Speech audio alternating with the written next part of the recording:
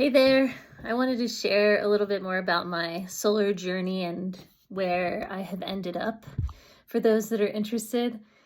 So I got into solar for multiple reasons. The journey started many years ago, and the main reason being that I wanted to pursue something more technical, and I liked that it overlapped with my interest in environmentalism and dealing with climate change, and that it allowed me to potentially learn a skilled trade that would have purpose, and that it also, like any trade, can really lead you down a path where you can have better financial stability in the future if you put the time in on the front end and the learning side of it.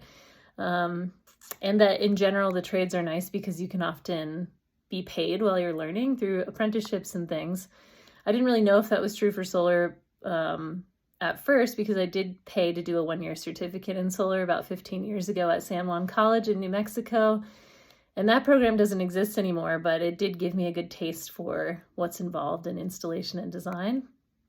And at the time, I really wanted to start an all-women's company, and realized after I did the program that, wow, this is going to be a bit harder than I thought, and ended up doing some solar hot water and ended up back in the nonprofit world, and then ultimately moving away from Colorado and not doing solar for about a decade, and was doing farming and food systems work. So got back to Colorado about 5 years ago, got back into solar, back into the trade side, but also project management, some sales, some design, site visits, kind of doing a little bit of everything for small companies. And one of my previous employers was a master electrician who had been doing solar for most of his career. And I was his first employee because he had just started a business. So I was able to then become an apprentice under him. And one of the ways that the sort of financial piece is more possible through solar is if you do get your electrical license.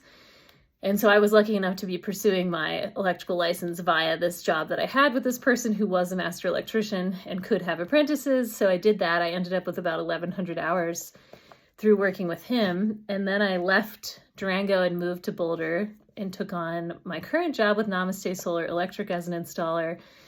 And you have to have 4,000 hours in order to get your residential, it's called your residential wireman's license, which I, of course, like to call the residential wirewoman's license. Here in the state, not every state has an equivalent to this. Many skip this one and just go straight to the journeyman level, which requires more hours, but it's nice that we have this kind of interim step. So you can do 4,000 hours of on-the-job training under a licensed electrician in the state, and then it all has to be verified through your employer and through the state licensing agency. But if you do that, then you can get your residential license, and then from there you can also continue on and get 4,000 more hours of commercial on-the-job training in order to pursue a journeyman's license. Or you can just do straight 8,000 hours of commercial to get your journeyman's license as well. And that also requires 2 years or 288 hours of schooling. And then I think it's another 2,000 hours on top of that that you have to do to get your master's license, which is the sort of highest level licensure you can get. In Colorado, as a residential license holder, you're able to also then have 3 apprentices under you. And so what's nice about Namaste is that they have all licensed residential, mostly residential electricians. One journeyman, I think, is a crew lead as well. And so those folks lead 3 apprentices. So we have crews of 4 people, and all of us that are apprentices then get to count our hours towards our own licensure.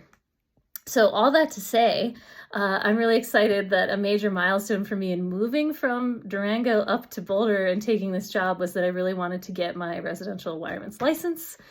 And it just happened. So I finally got everything figured out with the paperwork and the affidavit from my employer, and filed it with the state this week, and they sent me my license. So I'm an official licensed residential electrician in the state of Colorado as of now.